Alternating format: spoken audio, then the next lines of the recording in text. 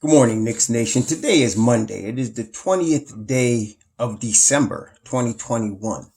I hope you're healthy. I hope you're COVID free today. I hope your family is healthy and COVID free. And I hope on this Monday that the needs of you and your family in terms of food and shelter, clothing, as well as health are being met. Blessing upon those that are first responders and that also work in the healthcare field, trying every day to rescue and save lives. Blessings upon those that make deliveries for us to keep for our convenience, Blessings also upon those that pick up garbage for us to keep our streets and our sidewalks clean. Double blessings on those trying to help deliver and rescue and recover the victims of prostitution, of child prostitution and child molestation, pedophilia, child pornography, as well as pornography, and as well as those that are also victims of human trafficking and sex slavery operations going on worldwide. And double curses. May the Most High strike down and curse and judge those that are the perpetrators of these disgusting things. Finally, blessings upon the homeless. 600,000 men, women, and children all over the United States and more coming with the storms and the natural disasters, as well as the economy, forcing many in December, in winter, into the streets, and millions around the world, like in places like the Philippines, where Typhoon Odette just came through and made 300,000 people homeless. Blessings upon them and those like them around the world, for theirs is the kingdom, and those trying to help, those resilient people that have a heart to help, and those that have a heart to send money, whatever they can do, blessings upon them as well. So I wanted to use today's video to explain a few things about, the main thing is, some people ask a legitimate question. Was it a mistake for Leon Rose and Scott Perry, the management brain trust of the New York Knicks, to sign Evan Fournier and Kemba Walker? Was that a mistake? Why did they do it?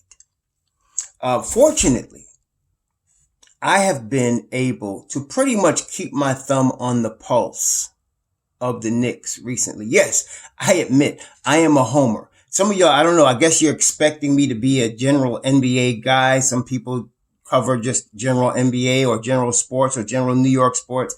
I am focused from the beginning on only the Knicks. I don't care about other teams. I don't really follow the rest. Basketball, boxing, and track and field are really the sports I follow, and pro basketball in particular, and the New York Knicks in specific. So that's this channel, just to let y'all know. So if you're looking for, whatever, I don't know what you're looking for, but that's what this channel's about. And so I analyze every move New York has made since, I don't know. Like I said, I've been following Knicks since 1969. And over the course of years with, various coaches, experiences, whatever, I've learned a lot about basketball. And so, I pretty much, I have my thumb on the pulse. The Knicks have made many mistakes, obviously, over their history. Management mistakes, obviously, lots. One of the big consistent ones that the Knicks make over the years, and many of the younger guys don't understand this, but the older guys and the older fans like myself do, is they have oftentimes, from the 70s, really, brought in has-been players at the end of their careers on big contracts. And the rationale behind these type of moves have always been ticket sales, not in terms of putting a product on the floor that could win, but ticket sales. In other words, you bring in a big name and, people are interested in seeing this big name in the Knicks uniform, whatever it was, depends on the era. Generally, the big name is past their prime, and we've had lots of them. Paul Westphal comes to my mind. Penny Hardaway has been a Knick. Tracy McGrady. There's been a lot of players. Stevie Francis. There's been a lot of guys that have come through past their prime. Can't really play like they did in their prime or even before, just after that. But the Knicks bring them in for names. Okay. Then you combine that with times when they brought in big names, thinking the big names could actually help them. And they were always looking for that home run. Like when they were they got rid of everything in 2010, really good players, like Zebo, they got rid of them in order to have a shot at LeBron James, who was really never interested in coming to New York. Okay. And all the fans were with it because we've been brainwashed into thinking the same thing. We could be saved by a big name. Okay. And that was the theme. Who is going, and even the media picked it up. Why did the media pick? Because they make money off it. And this is the theme. Who is going to save the Knicks? Like there's one savior. There's a Jesus out there, a black Jesus or Jesus that could save the Knicks. Who is going to save the Knicks? And it's always been in the form of some player putting on the uniform. And so that has always been a problem for me because as I noticed over the years, other teams in other cities built their franchises the right way and would win championships and would be consistent winners and sustainable winners when New York never was. And those are the two big reasons, in my view, why that's never happened here. We're always looking for a big name to save us or a big name that's going to drive ticket sales. Like, again, some commentators talk about a box office guy. That means you're selling tickets. It does not mean you're putting a product on the floor that's sustainable winner. Okay. There's a difference. And so and I call it crack babies because that's crack in sports, in pro basketball. You're not building a long-term sustainable winner that way. Okay. And yet everybody's begging for it because it's been part of the culture. It wasn't the culture when they brought in Walt Frazier, who nobody knew about, or Willis Reed, what nobody knew about, right? Who ended up being great players, or Red Holzman, who nobody knew about and knew how to play basketball or coach it the right way so that the players played it the right way. That was just something that happened. We got lucky. And for the beginning of the 70s, late 60s, the Knicks were, a top tier, all-time great basketball team. That's why they won 2 championships. But after that, the 2 things I mentioned was what we've been doing for a long time. It's been big names. Has been big names. It's been chasing big names or, ticket sales. Like, for example, when they brought back Bernard King, bringing the guy home. That was another thing. Bringing the guy home. Bernard King out of Hamilton, Brooklyn. Bring him home. And, it was always something like that. It was never really trying to, from the ground level, grassroots level, build a long-term sustainable renter the right way. And because of that, we have now before now, a culture that everybody was expecting the big name. People are looking for the big name. And then you add NBA 2K to it, and that brings it to another level. So everybody thinks you could just walk into a supermarket and pick Anthony Davis off the shelf and say, let's just go get him. Okay. Let's just go get this guy, that guy. And when he wears the uniform, he's going to save the Knicks.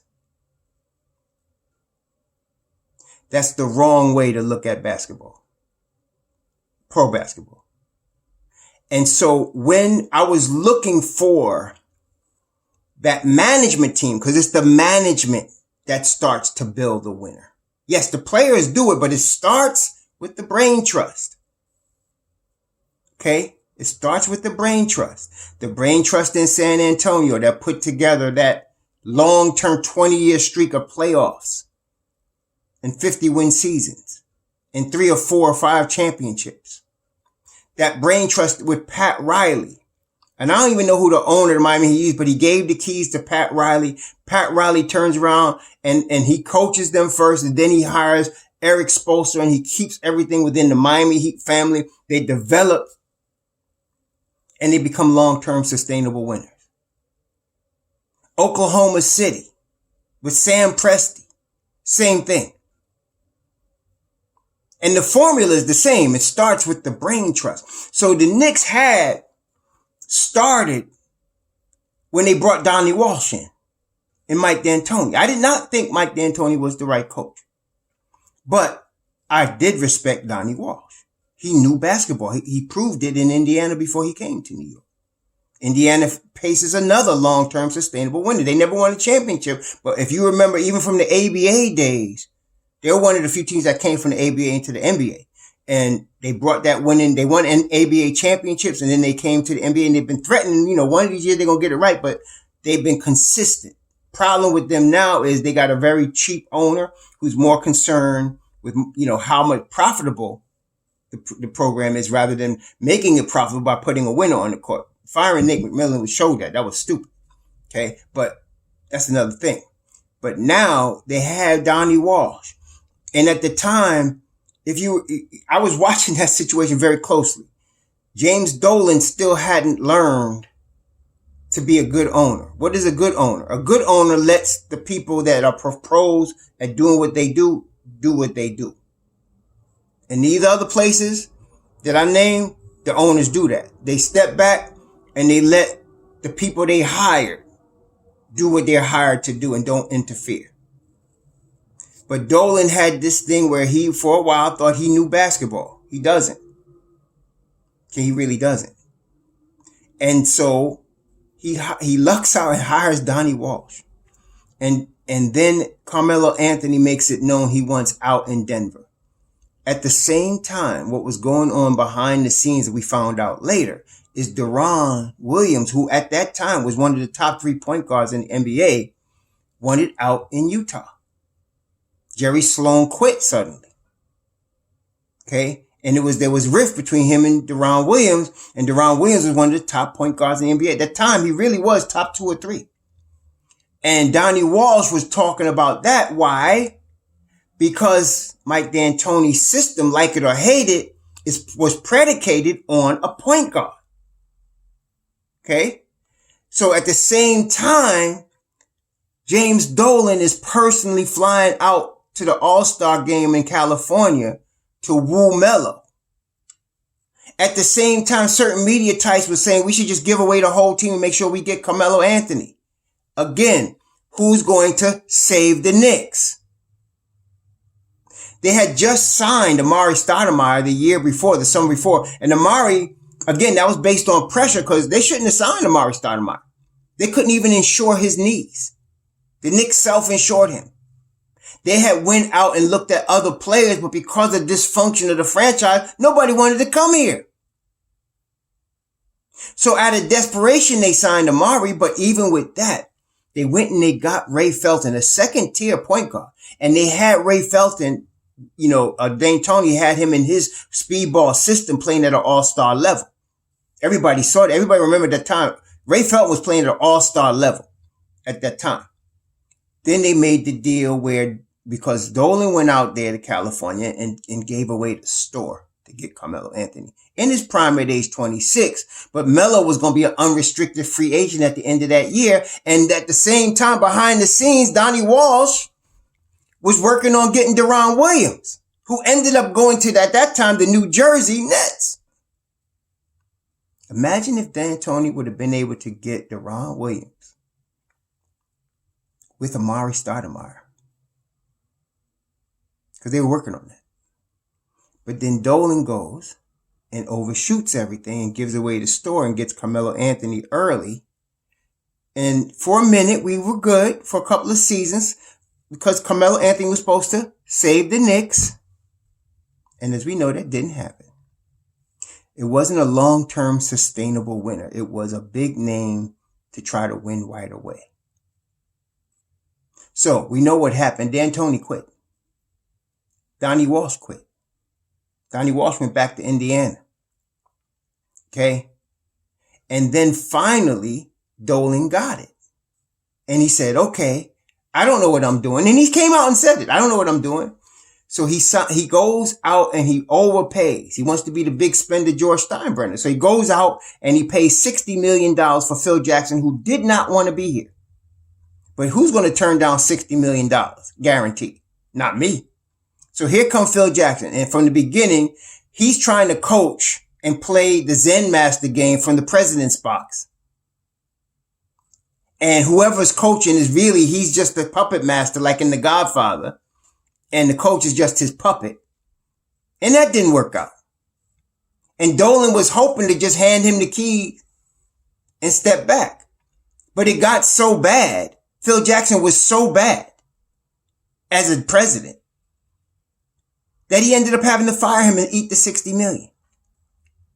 But at least at that time, Dolan had begun to see He doesn't know basketball. He needs to get somebody in here that does, and he needs to step away. Then we get Leon Rose. There had been a trend in the NBA of hiring former agents. I didn't like it at first because I didn't know how that was going to work out. I had dealt with NBA agents back in the 90s. I had actually aspired to be one. But the game was so dirty. It was way over my head. It was way over my head. I should have known. It's a dirty game, yo. It's a dirty game. So I wasn't sure about that, you know. So when he brought in Leon Rose, I knew Leon Rose would have a lot of contacts, obviously, you know, being an agent, successful agent. But I wasn't sure how that was going to work out as a president of basketball operations. So then Scott Perry, I expected Scott Perry to be fired, but he stayed. Steve Mills actually was relieved of his duties, but he's still in the Knicks organization. Okay. He obviously, to me, Steve had the right ideas. He just wasn't seasoned enough in that position, and New York's not the place to be patient. So that wasn't going to work out. So he's still in the organization. He's a smart guy. I mean, I grew up with their family. Steve Mills was actually one of my heroes when I never met him. I met his brothers. Like I said, I played against his brother. I met his other brother. My cousin was very close friends with theirs. And my cousin was well known in Hempstead at that time. So I knew of Steve, and I remember him as a freshman at Princeton, and I looked up to him because he was a freshman that went to Princeton. There weren't many black kids going to Princeton from Hempstead, from Long Island. So I was very proud of him. And so when he became president of Knicks, I was very proud then.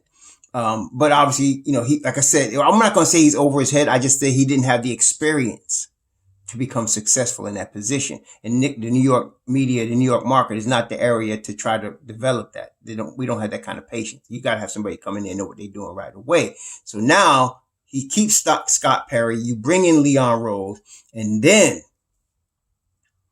they bring in Tom Thibodeau, and they bring in a whole crew. Johnny Bryant.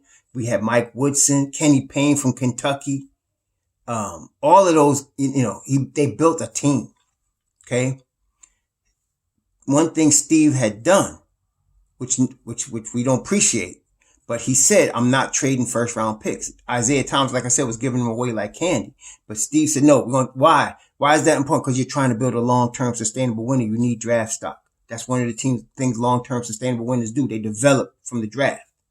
Okay. Takes time, but they develop from the draft. And this is painful in New York because we don't have the patience for that, but that's what they're doing. So they kept the draft picks. We end up drafting very well. I mean, after even the last pick that wasn't Rose's first pick was last year. The first picks that he made. So, I think he picked, it was after RJ. RJ came, and then after that, the picks that came after RJ were, you know, last year, like I said, we picked 4 really good players. Okay. We picked 4 really good players, last summer. And then, you know, and then the year before you picked an Obi Toppin and an IQ. Okay. So they, you know, they've been picking very well. And we had draft picks before, and then they saved some of them. Mitchell Robinson was here from the previous regime. So was Kevin Knox, because he's Kentucky. Of course, he's going to be here. Frank Ntilikina is no longer here, but he was from the previous regime. Okay. So that was that. Now, why did they sign Evan Fournier and Kemba Walker? Let's talk about that. The New York Brain Trust, one of the things I love about Leon Rose, when they got Tom Thibodeau, they understood what they have. What do I mean by that? Thibodeau's not into rookies. He's a total veteran guy. I mean, he's into veterans. Okay. And he's not trying to develop anybody. He's trying to win right now. Okay. He's trying to win right now all the time. Constantly. And you want that. But you have to harness that. And that's what our guys were doing. They said, okay, we understand that's what you want, Tom, but you got to develop RJ Barrett. Okay. You got to develop Mitchell Robinson. Okay. And Tom actually likes Mitchell Robinson because he's a rim protector. Tom loves rim protector. Okay. Always did. So that's why. Okay. And so he knew that. That's going in. He would have traded He wouldn't have traded Mitchell because I think he loved Mitchell Robinson from the beginning because he's a rim protector. But he would have traded R.J. Barrett for some veterans. But Rose and them have the final say on that. So it's a balance. Okay, it's a balance. And so you know what Thibodeau is going to bring you. He's not going to surprise you. He's going to do what he does. But you have to balance that with the youth. So, that being the case, Leon and them have to continue to draft well. So again, we draft Quentin Grimes, Joko Bidas, Deuce McBride, and Jericho Sims. We already had Obi Toppin, and we drafted IQ. Now, IQ was the exception here for a couple of reasons. Tom Thibodeau liked him before he even was hired for the Knicks. He liked him because one of his homies that he usually works with said, check this kid in Kentucky out. And Tom liked him. Not only that, Tom has a relationship with Worldwide West, who has a connection with John Calipari. So he liked IQ before the draft, before anything.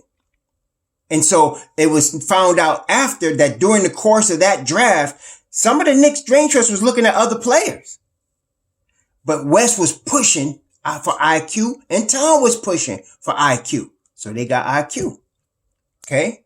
And Leon wanted Obi Toppin because Julius Randle was a disaster and he was already picking his next power forward. They had already put it out there. They put it in the media. Ian Begley at that spring they're looking for a stretch forward, power forward.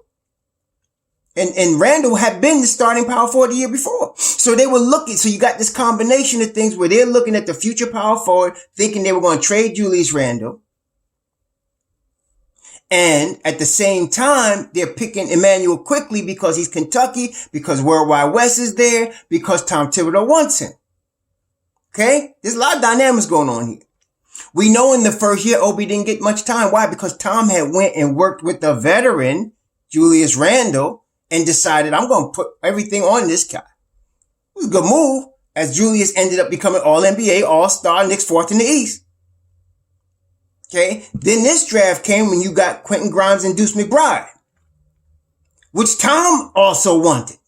Tom was pushing for them too. Why? Obviously, they're both Thibodeau type players. Defense first, good shooters, IQ, high IQ, both of them. But nobody, including Thibodeau, was expecting them to play in their rookie year. Nobody. So that being the case, okay, we have to sign some shooters around. That was the theme last year. We need shooters around Julius Randle. Consistent shooters. We need a point guard that can distribute and get in the lane. So at the same time, they didn't want to commit big max money to anybody. Because Leon understands we're trying to build a long-term sustainable winner. So they were throwing 70 million at this one, 70 million at that one. They're going, Bertan's got 80 million from Washington. I'm glad they got it from them and not us. Tan's a great shooter, but he's a bench dude. He's way overpaid. Glad he got his money, but I'm glad we didn't give it to him. But stuff like that, Leon was not having that. So now you get a Evan Fournier, and really, it's a 3-year, $54 million deal. The 4th year is a team option, and that ain't going nowhere. I'm going to tell you right now. So he got a 3-year, $54 million deal, which is market value for a shooting guard in Evan Fournier's position. It's not max money. Okay, that's market value, NBA market value for a shooting guard in the NBA, especially a veteran, consistent guy like a Fournier. Then you get a Kemba Walker cheap. That's the thing. It wasn't like he committed $140 million to Kemba Walker like the Boston Celtics did. He committed $18 million over 2 seasons. And he's committed to 3 seasons at Evan Fournier. Why? Because Leon knows he's got Quentin Grimes and Deuce McBride. He knows he's got them. He's got Jacob Bidas getting more better every day in the European League. And then Jericho Sims fell in his lap, and he still got Obi Toppin developing. He still got RJ. He still got Mitchell Robinson, and he still got Emmanuel Quickly. So he knows that in a couple of seasons, those guys are going to pop. So he gets short term. But Tom doesn't look at it like that. So he sees these 2 veterans. Oh, they're starting right away. They're veterans. We're going to run them. Oh yeah, boom. That's what he's doing. That's Tom. He's trying to win now with the veterans. So now, Tom has a process. 20 games goes by and he sees Kemba cannot play defense. Oh yeah, he definitely can score, but his lateral movement is gone. And look, Tom and myself and many of Knicks Nation, defense first, baby. You can keep all the 360 dunks you want. I want defense first. I want to see 89, 98 games. 98, 89, in that range. Tough defense, physical, good ball movement, rebounding, low turnovers. That's what I'm talking about. And that's what Tom's talking about. Leon understands that. And so Kemba wasn't providing that. Neither is Evan Fournier. So now, Kemba's out the rotation. And Tom didn't waste time. He didn't even say on the bench, out the rotation. Why? Again, who you gonna take out the rotation to let Kemba be in the second unit? IQ? Hell no. Derrick Rose? No. So you already got 2'6", 2'6'3" guards. What, you gonna put a 6-foot guard in there that can't play defense? No, he's out the rotation. Okay? So Leon did that because nobody knew that Grimes and Deuce were going to be ready now. They didn't know that. They know they got rookies. They also know Tom don't play rookies. Okay? He don't. Like I said, IQ was the exception. He played IQ more than any rookie he's ever coached. More than anyone. And that's, again, I told you the background. That's why. So now, you got a situation where, okay, it's a mistake. Leon made a mistake signing these two guys, but it was with the intentions of what I said, to get veterans in there that could shoot. But they ruined the defense. Okay? The 2-year deal with Kemba, we can get off of that. That's easy. We can get off that. Now there's no market for Kemba, but that's no problem. They can even buy him out. I mean, that's what Oklahoma City did, and it cost them a lot more than $18 million. Okay? But that's no problem. We get off of Kemba's deal. And we need to get off it quick because now he's starting to squawk about his playing time. Really squawk. Since the Boston game, like he did something. Though we lost. Okay? We need to get away from him quick. And we already saw the sample and what happened when Evan Fournier was taken out of this. He wasn't taken out of the starting line, but his minutes were reduced and he started squawking on the bench. Okay? We don't need that. We don't need that. So, Quentin Grimes, as I said, is better than him right now. I don't know what Tom is going to do with Grimes. I know Tom has favored Grimes, and I know he likes Deuce.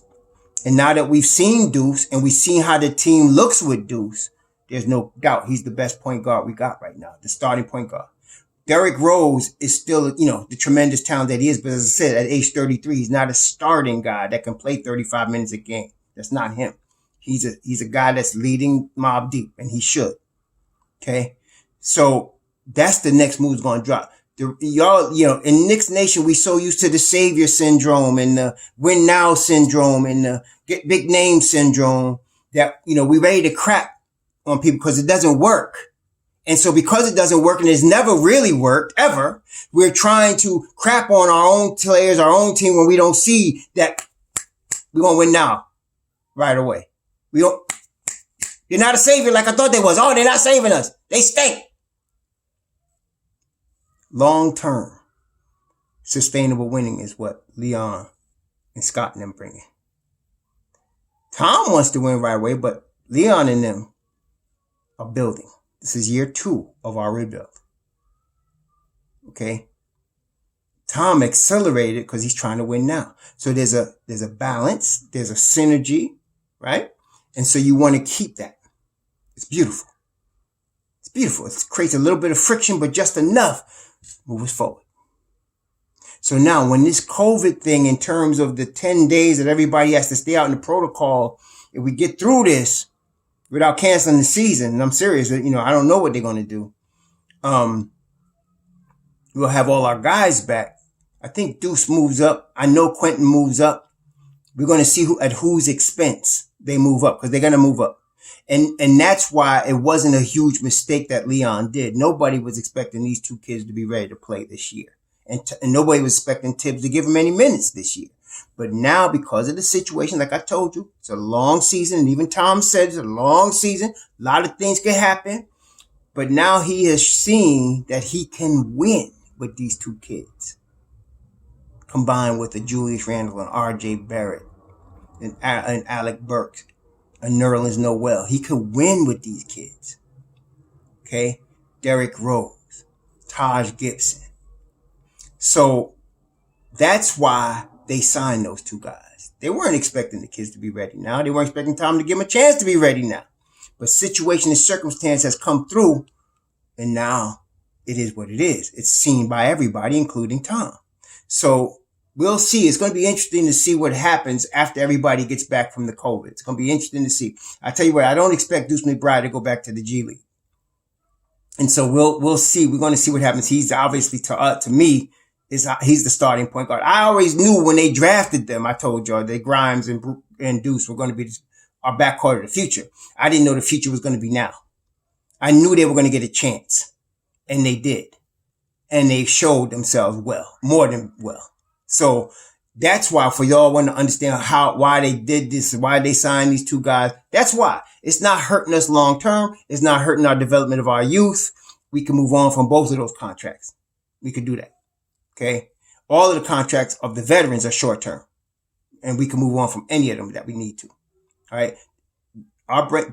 Believe me, we really got a good brain trust right now. Finally, Dolan is keeping his hands off and letting them guys do what they do, that they paid to do. Some of you said, well, Dolan's going to come in, or Leon's not going to like what he did with Kemba. No. They hired Tom Thibodeau to coach, and they're going to let him coach. This ain't Phil Jackson. This ain't Donnie Wall's situation. It's different. They're going to let Thibodeau do what he do. You may not like everything Thibodeau does, well, neither do I. Who going to like everything a coach does? But you got to know that he knows what he's doing, and this is his style, and they're working together. All right? They signed him to a 5-year deal. This is only year 2 of the 5-year deal. Let's let him play through it, okay? And so I think we're going to be good within that 5 years. I think we could win a championship within the 5 years. I think we really could. Okay? So let's just go with the flow here. It's going to be interesting, like I said, to see what happens when everybody comes back healthy. Somebody's taking the back seat. We're going to see who. I'm hoping they trade Kemba before the deadline. Long before the deadline. I'd like to see him gone yesterday, but they need to trade him as soon as they can, as soon as they can get a market for him. Send him away. It may cost us another player. Hopefully not a youth. Hopefully a veteran that's another movable contract, but we'll see what happens. It may cost us a pick or something. But you got to get rid of him, and Evan Fournier's next. Like I said, that's the next shoe to drop, period. Grimes is just better. We got enough backup at that position with Burks and Kevin Knox, so we don't really need that. So that's what that is. But we'll see what happens. I just wanted to bring that out. Trust the brain trust that we have. They're the best that we've had. And since I've been a Knicks fan. And like I said, some people bring up Donnie Walsh. Now, I'm not saying Johnny Walsh and them. There's no slight on them. But when I say the brain trust, you include Dolan. Then Dolan's hand wasn't hands off. Now he's hands off. That's what makes this one the best situation. Okay? So please, enjoy your Monday. It's the beginning of a week. I think this is a holiday week. So it's a holiday week. Some of y'all going to be off for a minute. Congratulations. Enjoy your time off. Be safe out there. And the Knicks play Detroit tomorrow. We'll be talking about that tomorrow. I want to see who's going to be back from the COVID. If we can get OB or RJ back by tomorrow. I'm looking for some news on that. If any of y'all get it, please let me know. Shalom.